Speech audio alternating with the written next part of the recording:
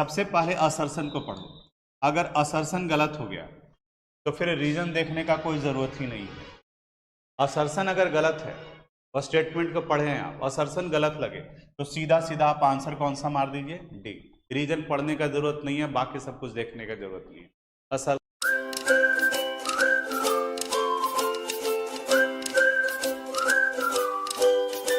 Student, हम यहाँ पर assertion and reason based question, कई लोग मैसेज किए थे कि सर उसमें डाउट हो रहा है, उसमें दिक्कत हो रहा है, उसके बारे में कुछ बताने की कोशिश करते हैं। 5-10 मिनट का ये वीडियो होगा, फिर ऐसे करके छोटा सा, और बाकी रिवीजन तो पूरा डिटेल से करवाए हैं, उसके बारे में बात करेंगे। असर्शन एंड रीजन ये क्वेश्चन रहेगा, 5 क्वेश्चन दिए हुए रहेंगे और कुछ एक पॉइंट आप ध्यान में रखोगे तो इस पोर्शन से सोल्व करना, इस क्वेश्चन को सोल्व करना थोड़ा आसान हो जाएगा आपको। जैसे इसमें इसके ऑप्शन पर आप ध्यान दो, असर्शन एंड रीजन ये 2 स्टेटमेंट दिया हुआ रहेगा और इन्हीं दोनों के एनालिसिस के बाद में आपको इनमें से, इन चारों में से कोई एक सही ऑप्शन को सिलेक्ट करना है।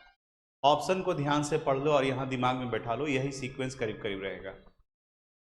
ए ऑप्शन तब हम लोग लगाते हैं जब both A and R are true, यानी ए भी सही है, असर्शन भी सही है और रीजन भी सही है, और दोनों एक दूसरे के साथ में टाई अप कर रहा है, दोनों एक दूसरे से रिलेटेड है।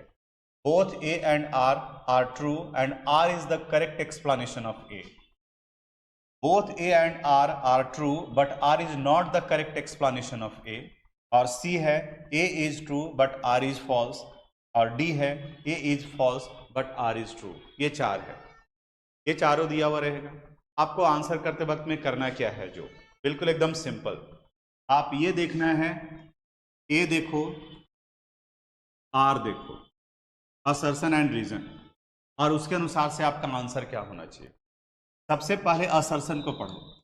अगर असर्शन गलत हो गया तो फिर रीजन देखने का कोई ज़रूरत ही नहीं है। असर्शन अगर गलत है और स्टेटमेंट को पढ़े हैं आप, असर्शन गलत लगे तो सीधा सीधा आप आंसर कौन सा मार दीजिए, डी। रीजन पढ़ने का जरूरत नहीं है, बाकी सब कुछ देखने का जरूरत नहीं है। असर्शन को केयरफुली पढ़ो। अगर असर्शन गलत लग रहा है तो फिर आगे की तरफ में बढ़ेंगे, कोई चेक करने का जरूरत नहीं। फिर अगर पढ़े, असर्शन अगर सही है लेकिन अगर रीजन गलत लग रहा है तो उस कंडीशन में आपका आंसर सी हो जाएगा।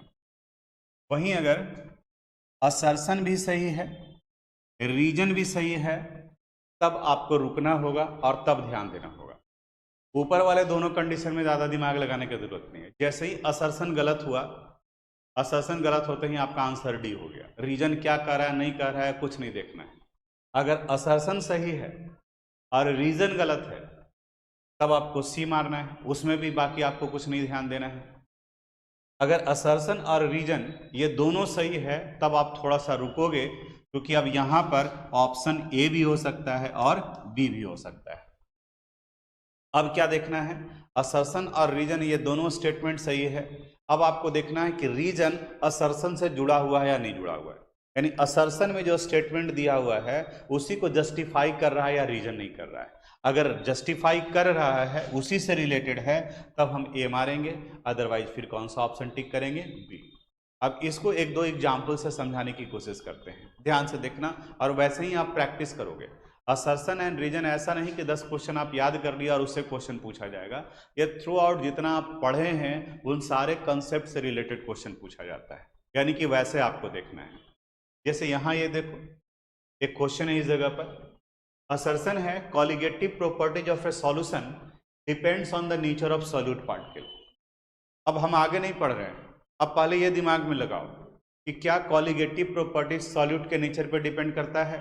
कॉलिगेटिव प्रॉपर्टीज का डिफिनेशन याद कीजिए, it is the properties of A solution which depends on the number of solute particle not on their nature. यानी कि कॉलिगेटिव प्रॉपर्टीज सॉल्यूट के नंबर पर डिपेंड करता है, ना कि उनके नेचर पर डिपेंड करता है। तो इसका मतलब ये हुआ कि ये वाला पार्ट आपका गलत है, और जैसे ही ये गलत आया आपका आंसर क्या आ जाएगा, डी, यानी कि डी को टिक मार करके आगे बढ़ गए। यानी रीजन देखने का कोई जरूरत ही नहीं है, असर्शन ही गलत है, क्योंकि कॉलिगेटिव प्रॉपर्टी नंबर पर डिपेंड करता है, नेचर पर नहीं, और असर्शन कर रहा है कि नेचर पर डिपेंड करता है, तो गलत था, तो आगे बढ़ गए। दूसरे एग्जाम्पल्स पर आते हैं। यहाँ कर रहा है the boiling point of ethanol is more than ethanoic acid. The boiling point of ethanol, अब याद करो बॉइलिंग पॉइंट का सीक्वेंस, इथेनॉल से ज्यादा इथेनोइक एसिड का होता है, और यहाँ कर रहा है the boiling point of ethanol is more than ethanoic acid, यानी कि यहाँ पर भी क्या है, गलत है, असर्शन ही गलत है, बाकी सब कुछ देखने का कोई जरूरत नहीं है। आंसर आपका क्या हो जाएगा, डी। क्योंकि ई रहता, जैसे यहाँ डी में करो कि sir R is true, R false भी तो हो सकता है, लेकिन आपके पास में कोई ऑप्शन है क्या ऐसा कि असर्शन भी रॉन्ग है और रीजन भी रॉन्ग है? अगर ये ई रहता तब, लेकिन आपको ये 4 दिया हुआ रहेगा तो इसी को टिक मारना है आपको। आगे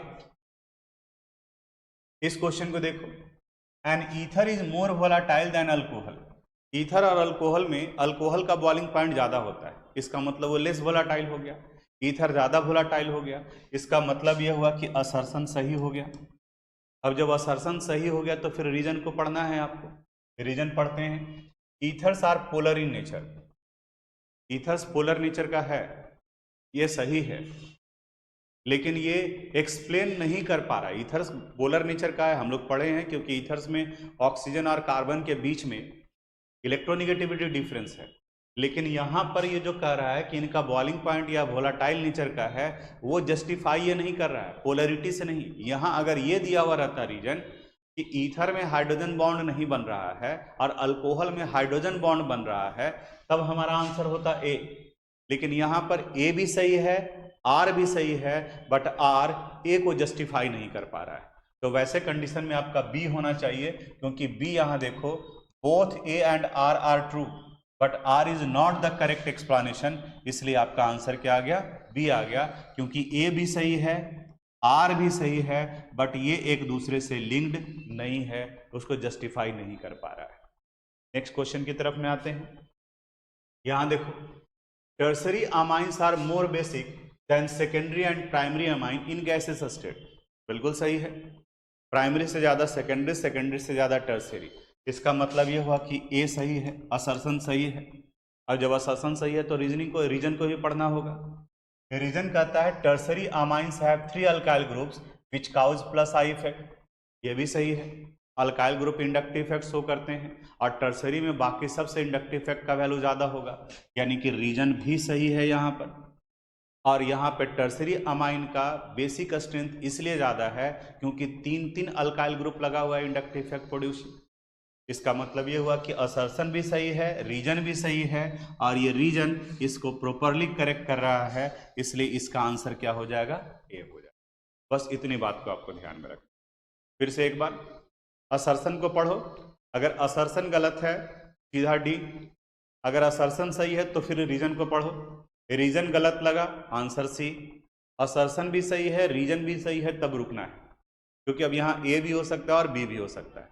अब दोनों को कंपेयर करना है कि जो रीजन सही है वो असर्शन वाले बात को क्लेरिफाई कर रहा है कि नहीं कर रहा है। अगर वो क्लेरिफाई कर रहा है, उसके रीजन को ये बता रहा है, तब आंसर ए होगा, और अगर ये अपना कुछ अलग स्टेटमेंट दे रहा है, कुछ अलग इंफॉर्मेशन दे रहा है, तब वहां पर बी होगा। उम्मीद करते हैं कि अब आपका असर्शन और रीजनिंग बेस्ड क्वेश्चन जो है वो बनेगा इस कंसेप्ट को लेकर के। Thank you.